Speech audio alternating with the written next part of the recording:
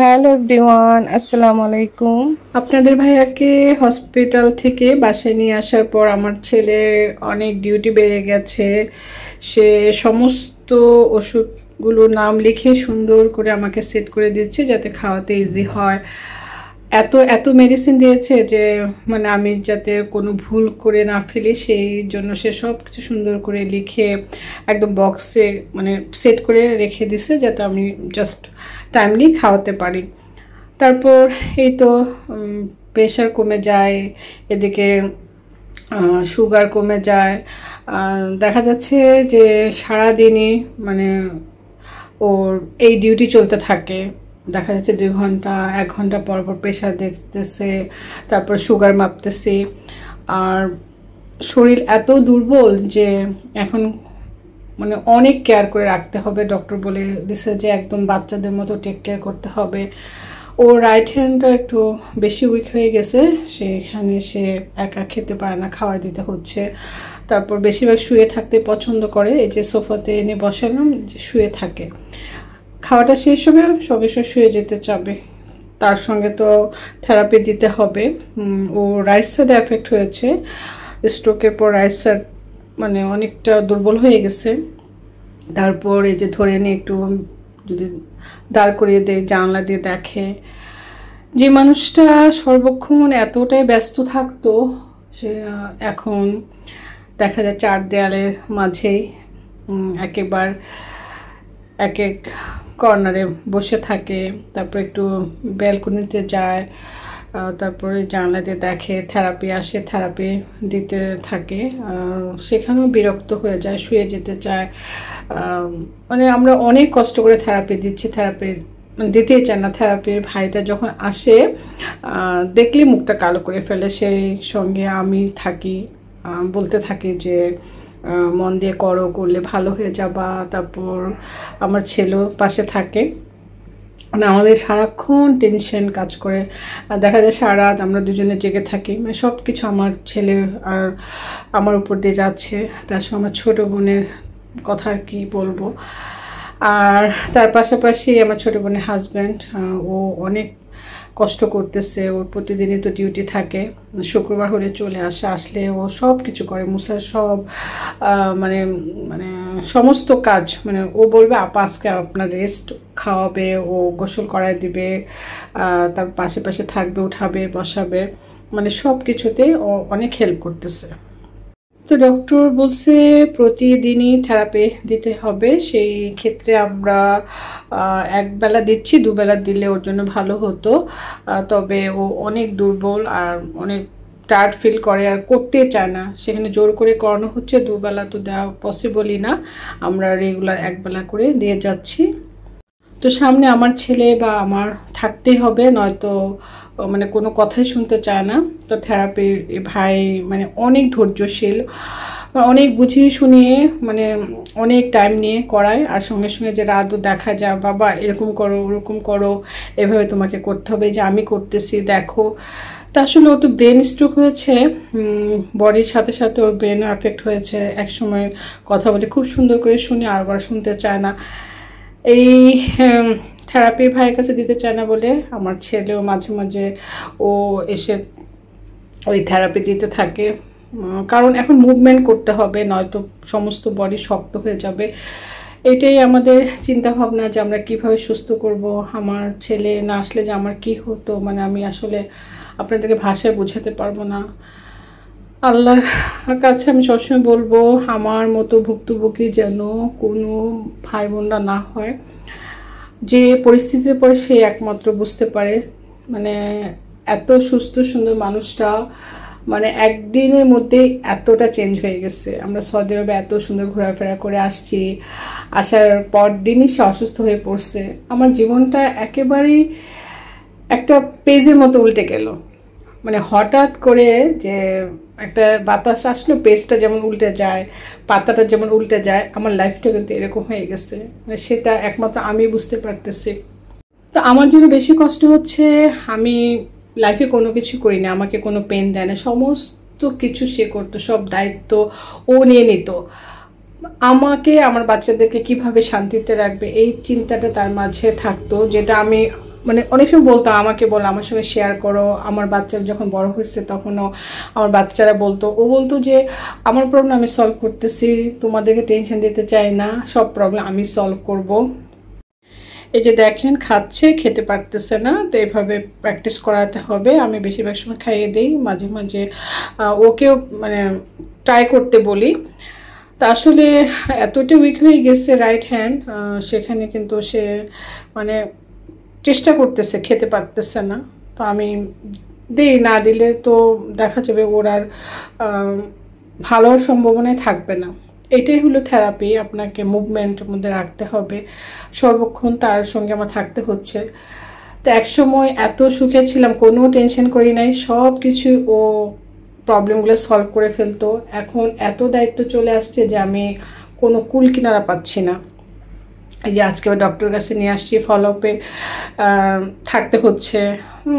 আর বিভিন্ন টেস্ট তো থাকেই, এটা যারা আমরা ডক্টরের কাছে আসি, যে প্রথম ক্ষেত্রে থাকবে যে টেস্ট, এত এত টেস্ট দেয়, এত মানে হসপিটালের এত টেস্ট থাকে, এত কাজ থাকে যে একা করা পসিবল না, আপনার সঙ্গে কাউকে না কাউকে থাকতে হবে। তো আমার ছেলে না হলে আসলে আমার পক্ষে পসিবল ছিল না। আর কেউ যার যার জীবনের ব্যস্ততার মাঝে থাকে, সেই ব্যস্ততার মাঝ থেকে আমাকে এসে সময় দেবে, এটা একেবারেই সম্ভব না। তো এই ইউনাইটেড হাসপাতালে আমাদেরকে সপ্তাহে আসতে হচ্ছে, প্রতি সপ্তাহে আসতেছি। তারপর আজকে ভালো, কালকে খারাপ দেখতে পেলে আবার নিয়ে আসি। তো আজকেও হাসপাতালে নিয়ে আসি, কতগুলো টেস্ট ছিল, টেস্টগুলো দিয়ে আমরা এখন একটু আমাদের বনানীতে অফিসে যাব। এই প্রথমে যে আমার ছেলে আমাদের অফিসে আসছে, বাবা চেয়ারে বসলো, পাশে মুসার ভাগ্নি মিনু ছিল। তো আমার ছেলে একটু মন খারাপ করতেছিল যে আজকে বাবা থাকলে অনেক ভালো লাগতো, বাবাকে নিয়ে আসছি, সে বাবা অসুস্থ। তো যাই হোক, আমার বাসায় চলে আসছি, মুসার কিছু ফ্রেন্ডরা আসছে, ওদের সঙ্গে কথা বলতেছে। মানে কী বলবো, আসলে কীভাবে যে আমাদের দিনগুলো যাচ্ছে একমাত্র আমি, আমার ছেলে বুঝতে পারতেছে। সারা রাত দেখা যায় সজাগ থাকা হয়, ও জেগে থাকলে আমি একটু ঘুমাই, আমি ঘুমালে ও জেগে সব কিছু মানে মেনটেন করতে থাকে। তারপর যখন একটু সুস্থ হলো থেরাপি দিতে দিতে, আলহামদুলিল্লাহ অনেকটা বেটার হয়েছে। তখন আমার ছোটো বোন বললো যে দুলাভাইকে নিয়ে আসো, এসে আমার বাসা থেকে ঘুরে যাও, সে কারণে চলে আসছি আমার মায়ের সঙ্গে দেখা করতে। আমার ছেলে কানাডা থেকে আসার পর তো বাবাকে নিয়ে ব্যস্ত ছিল, আমার মায়ের সঙ্গে দেখা হয়নি, আজকে প্রথম দেখা হলো। আর আমার মা অনেক দিন থেকেই মন খারাপ করতেছিল আমার হাজবেন্ডকে দেখার জন্য। তারপর আমার ছেলে আসে, ছেলের সঙ্গে দেখা করার জন্য। তো আজকে নাতি মেয়ে জামার সঙ্গে দেখা হলো। এই ছোটো বোনের বাসায় আসলাম, এই প্রথম হসপিটাল থেকে বাসায় গেলাম, বাসার থেকে ছোটো বোনের বাসায় আজকে চলে আসছি। তো চলুন আপনারা আমার সঙ্গে থাকুন, আশা করি ভালো লাগবে। আসতেছি। তো আমার ছোটো বোন মুবিনা মিরপুর থেকে ও চলে আসছে আমার ছোটো বোনের বাসায় আমার হাজব্যান্ডকে দেখার জন্য। তারপর আমরা আসার পর ময়না ঠান্ডা ঠান্ডা লেবুর শরবত দিল, লেবুর শরবত খেলাম। এখন নাস্তা রেডি করতেছে, আমরা আর্লি মর্নিংয়েই চলে আসছি যাতে যানজটে না পড়তে হয়। তো যে আসলাম, বোনের বাসায় নাস্তা খাচ্ছি একদম। আমার হাজব্যান্ড যেদিন অসুস্থ হলো সেদিন থেকে যে বোন কতটা আমাকে সাপোর্ট দিচ্ছে, যে বোনের বাসায় আজকে বেড়াতে আসছি নাস্তা বানিয়ে খাওয়াচ্ছে, সেটা না, আমার বাসার নাস্তাও কিন্তু রেডি করে দিয়ে আসে, রুটি বানিয়ে দিয়ে আসে, ভাজি করে দিয়ে আসে, ওইটা খাওয়া শেষ হতে না হতে আবার গিয়ে দিয়ে আসে, বা আমার বাসায় গেলে আবার ও মানে রেডি করে আবার সুন্দর করে ফ্রিজে রেখে আসে আমার আর রাদের যাতে একদম কষ্ট না হয়। আমরা তো রুগী নিয়ে অনেক ভোগান্তির মধ্যে ছিলাম, যেটা আমি আপনাদের সঙ্গে শেয়ার করতে পারি নাই, যে হেসডিওতে ছিল, কি অবস্থায় ছিল। পরবর্তীতে যখন ভালো হলো একটু একটু করে ভিডিও করে রেখেছিলাম স্মৃতি হিসাবে। তখন মেন্টালিটি এমন ছিল না যে আপনাদের সঙ্গে শেয়ার করব, মন মানসিকতা ছিল না যে ভালো করে ভিডিও করি। এই যে বোনের বাসায় আসলাম, একটু ভিডিও করতেছি, আর হসপিটালের ভিডিওগুলো একটু একটু করে করা হয়েছে, সেগুলোই ভাবছি যে আপনাদের সঙ্গে একটু শেয়ার করব। তা আসলে দুঃখের সময়গুলো পার হতে অনেক কষ্ট, অনেক অনেক মানে কষ্ট লাগে। আর সুখের সময়গুলো কিন্তু কিভাবে কেটে যায় যে সেটা একেবারে মানে কেউই টের পায় না। জীবন তো অনেক আনন্দে কেটেছে, এখন বুঝতে পারতেছে যে কষ্ট কাকে বলে। আর মেনলি একটা পরিবারে মেইন গার্ডিয়ান যদি অসুস্থ হয়ে যায়, পুরো পরিবারটা অচল হয়ে যায়। আল্লাহ সবাইকে ভালো রাখো, সে দোয়াই করব। আমরা কষ্ট করতেছি, আমি চাই না কেউ কষ্ট করুক। তো এদিকে আমার ছেলে আর ছোট বোনের হাজব্যান্ড ওরা নামাজ পড়তে যাচ্ছে। আজকে ফ্রাইডে, জুম্মার নামাজ পড়তে যাচ্ছে। তো আমার হাজব্যান্ড আছে, বাসায় আছে, ও রেস্ট নিচ্ছে। তারপর ওরা নামাজে যাওয়ার পর ও উঠে গেছে। এদিকে সাফা আগের সব ছবি দেখাচ্ছে। ওকে আসলে আমরা একেবারে বাচ্চাদের মতোই রাখার চেষ্টা করছি, যেটা ডক্টর বলে দিছে। ওর ব্রেন অ্যাটাক করার কারণে অনেক কিছু ভুলে গেছে, আর বাচ্চাদের মতো বিহেভটা সে বেশি পছন্দ করে। আগের সব স্মৃতি মনে করানোর চেষ্টা করতে হবে।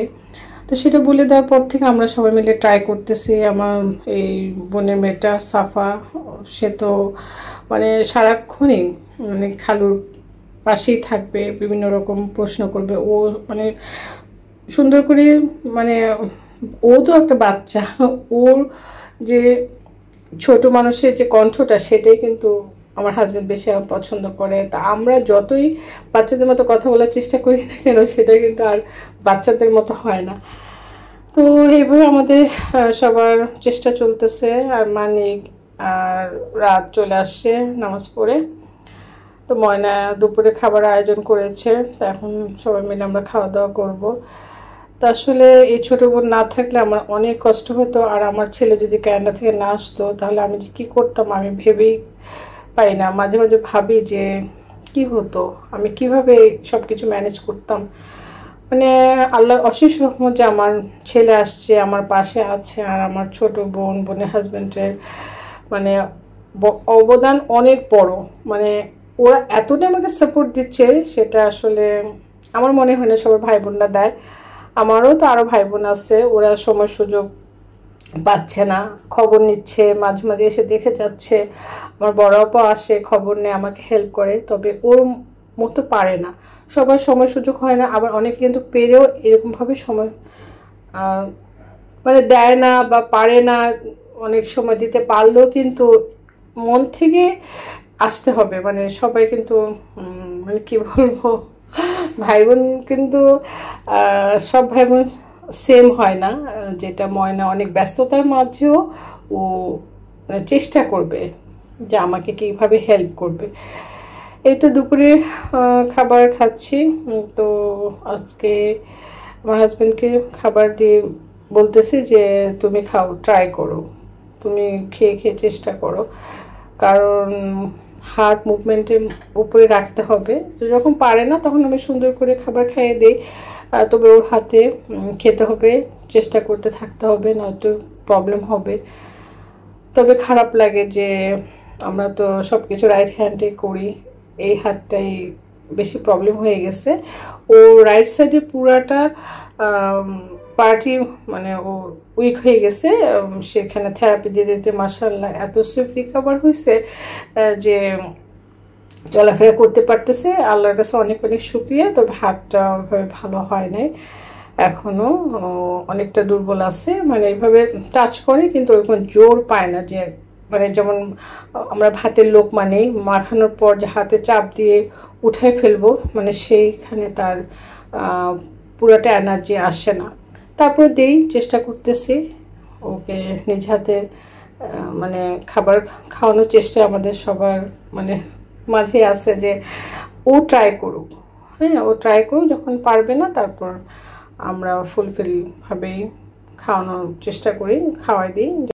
আপনাদের ভাইয়ের সবচেয়ে বেশি প্রবলেমটা হচ্ছে যে সে স্পষ্টভাবে কথা বলতে পারছে না, ওর ভলিউম কমে গেছে, কথা সবাই বুঝতে পারে না।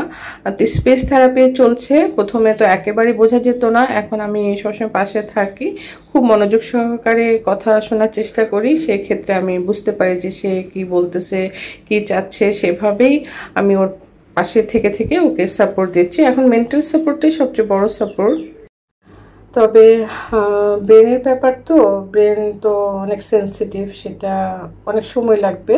ডক্টর বলছে আস্তে আস্তে ইনশাল্লাহ ঠিক হবে, তবে 100% তো হয় না, আল্লাহর সৃষ্টি, সেটা তো আর কেউ রিকভার করতে পারবে না। সেটা আর কি অনেক দুঃখ লাগে। তারপর আলহামদুলিল্লাহ সে আমাদের মাঝে সুস্থ আছে, সুস্থ হয়ে ফিরে আসছে, সেটা আমাদের অনেক বড় পাওয়া।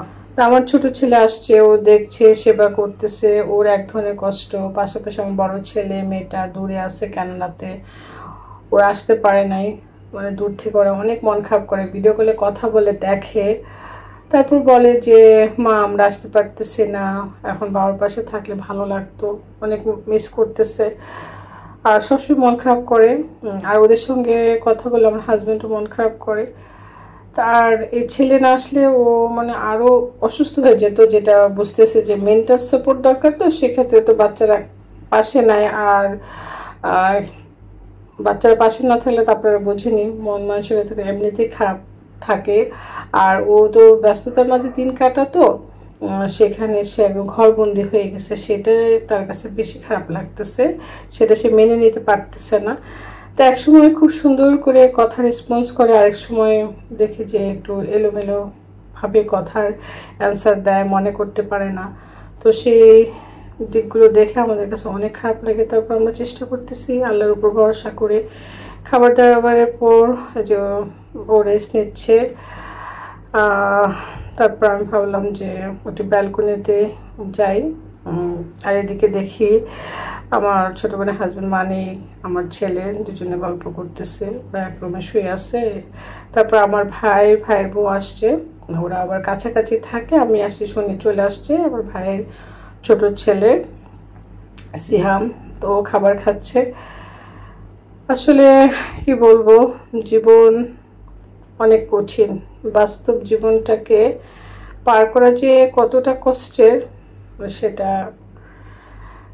মানে কাউকে বোঝাতে পারবো না, আমি কাউকে বোঝাতে পারবো না। এখন আমিও খাবার নিয়ে নিলাম, বোনের হাতে রান্না পোলাও আর রোস্ট খাচ্ছি।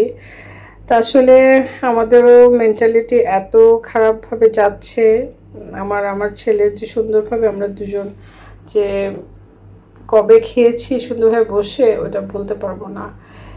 একসাথে বসে খাওয়া দাওয়া হয় না, আজকে মনের বাসায় এসে সবাই একসাথে গল্প করছি, খাচ্ছি, এটা বেশ ভালো লাগছে। আসলে মন ভালো থাকলে কিন্তু সব ভালো লাগে, এখন মনও ভালো নেই, কিছু ভালো লাগে না, খেতেও ভালো লাগে না, ঘুরতে ভালো লাগে না, কারোর সঙ্গে কথা বলতে ভালো লাগে না, কি বলবো, বলার কোনো ভাষা নেই। আর বলেও কাউকে বোঝাতে পারবো না, আমার কষ্টটা কারোর সঙ্গে শেয়ার করলেও আমার কষ্টটা কমাতে পারবো না। তবে অনেক শেয়ার করেছি, অনেক কথাই হয়েছে, তবে নিজের কষ্টটা নিজের মাঝে থেকে যায়, কেউ কাউকে ওইভাবে কষ্ট দূর করে দিতে পারে না। আমার ছেলে গিয়ে কিছু চিপস নিয়ে আসছে ভাই বাচ্চাদের জন্য। আর আমরা তো কি বলবো, আমাদের এমন দিন যাচ্ছে, ছেলেটা আসছে সুন্দরভাবে, একটা দিনও রেস্ট নিতে পারেনি। আসার পর থেকেই তো হসপিটালে, বাসায়ও, মানে আমরা তো রুগী নিয়ে টেনশনে থাকি। তো আজকে এখানে আসার পর একটু আমাদের মানে হাসি খুশিভাবে সুন্দর সময় কাটতেছে, যেহেতু মা আছে, ভাই আসছে, বোনরা আছি, সেই কারণে ভালো লাগছে। আমার ভাইয়ের 2 ছেলে 1 মেয়ে, বড় ছেলে খালার বাড়ি বেড়াতে গিয়েছে, ছোট ছেলে মেয়েটাকে নিয়ে আসছে, তার ওয়াইফও আছে। তো একটু ক্যামেরার আড়ালে থাকতে পছন্দ করে, মাঝে মাঝে আমি আপনাদের সঙ্গে শেয়ার করি, মাঝে মাঝে দেখা যায় শেয়ার করা হয় না, যেহেতু ও একটু ক্যামেরার আড়ালে থাকতে চায়, তো যে যেভাবে থাকতে চায় ওইভাবে থাকতে দেওয়া ভালো। যখন সে হাসি মুখে আসে সামনে, তখন ভিডিওর মাঝে আছে, কিছু কিছু ভিডিওতে থাকে, আবার অনেক সময় থাকে না। তো আজকে আসছে, তো 1 মাস হয়ে গেছে। 1 মাস পর ছোটো বোনের বাসায় আসলাম। 1 মাস আমাদের কাছে 1 বছর মনে হচ্ছিল। আর আমার ছোট ছেলে রাতের জন্য বেশি খারাপ লাগতেছিল, ও এখনো পর্যন্ত কোথাও যেতে পারে নাই, যে ফুপু চাচা আরও খালাদের বাসায় ঘুরবে, এমনকি বাহিরেও বের হয় নাই যে ঘোরাফেরার জন্য। ও হসপিটাল বাসা, আর বাসা আমার সঙ্গে টাইম দেয়, আর আমি আমার ছেলে মিলে হসপিটালে যাই, ওকে টেস্ট করে আবার বাসায় চলে আসি। যে একটু দোকানে যে শপিং করতে যাবো একসঙ্গে সেটা হয় না।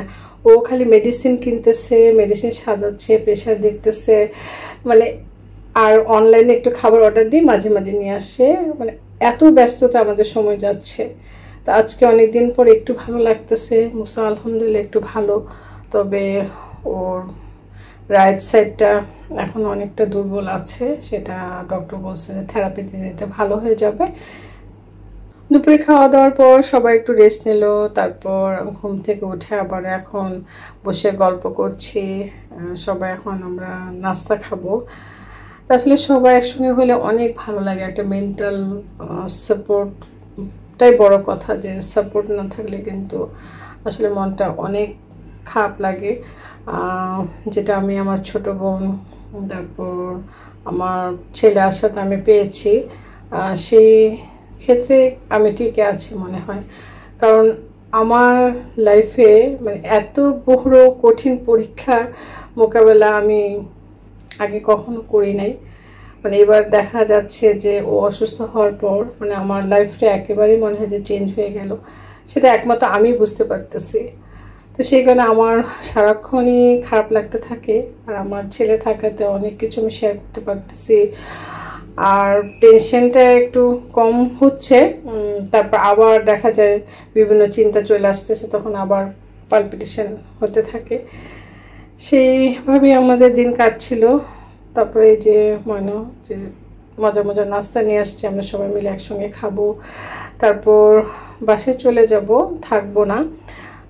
আপনাদের ভাইয়াকে নিয়ে বের হলে সে কোথাও মানে থাকতে চায় না, হসপিটালে গেলে অস্থির হয়ে যায়। এখন ময়না বাসায় আসছে, অনেকবার কিন্তু বলছে যে চলো চলে যাব, সবাই মিলেমিশে গল্প করতেছি, বাসায় চলে যেতে হবে, কোথাও থাকতে চায় না। ও আসলে মানে কোথাও আরাম পায় না, মনে হয় যে নিজের বাসায় যে আরামসে শুবে সেটা সে মনে হয় রিল্যাক্স ফিল করে।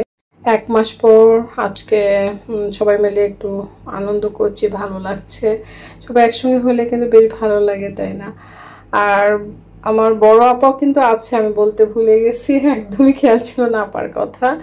আপা একটু কাজে ব্যস্তও ছিল, আর সেই কারণে আপার কথা বলা হয়নি। আপাও আছে, পাশে আছে, ক্যামেরায় বন্দি করা হয়নি, সেই কারণে আপনাদের সঙ্গে আগে শেয়ার করা হয়নি। তো আমরা সবাই মিলেমিশে একসঙ্গে কেক খাচ্ছি। এর মাঝে আমার মেয়ে লাইবা কল দিল, ওর সঙ্গে কথা বললাম। তো ওরাও খুব টেনশনে থাকে যে বাবার কি অবস্থা, প্রতিদিনই খবর নিবে। আবার বড় ছেলে তো অনেক মন খারাপ করে। আসলে আমাদের সবারই খুবই মন খারাপ যে এই সুস্থ মানুষটা এখন এতটা অসুস্থ হয়ে গেছে, যে যার উপর আমরা ডিপেন্ড করতাম এখন সে আমাদের উপর ডিপেন্ড করে থাকে, যে সব কিছুই আমাদেরকে করে দিতে হচ্ছে। যে খাওয়া দাওয়ার ব্যাপারটাও সে দেখা যায় আমরা কখন খাওয়াবো, কখন গোসল করাবো, মানে সব কিছুই আমাদের উপর নির্ভরশীল, যে আমরা করে দিলে সে অনেক খুশি হয়।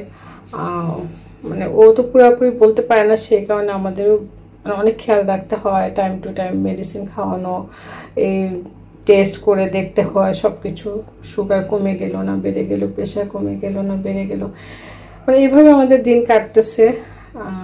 এক একটা দিন মনে হচ্ছে 1 বছরের মতো লাগতেছে। যে ওই যে বললাম কষ্টের সময়গুলো পার করা অনেক কঠিন। তো রাত সবাইকে কেক খাইয়ে দিচ্ছে, যে আপা আছে, আমার মা, ভাই, অনেকদিন পর সব ভাই বোন একসঙ্গে হলাম, সেই কারণে বেশি ভালো লাগতেছে। তো সবাই আমাদের জন্য কিন্তু অনেক অনেক দোয়া করবেন, বিশেষ করে আপনাদের ভাইয়ের জন্য অনেক দোয়া করবেন। আপনার ভাইয়া সুস্থ থাকলে আমরা সবাই সুস্থ থাকতে পারবো, ভালোভাবে জীবনযাপন করতে পারবো, সেই কারণে আপনারা বেশি বেশি দোয়া করবেন। পরবর্তীতে আপনাদের সঙ্গে আমার সব কিছু আরও শেয়ার করব, চেষ্টা করব। আসলে সব কিছু তার তুলে ধরে রাখতে পারিনি, যতটুকু আছে সেভাবেই আপনাদের সঙ্গে একটু একটু করে শেয়ার করব, যে আমার কিভাবে দিন কাটছে, কিভাবে আমার সময়গুলো কেটেছে।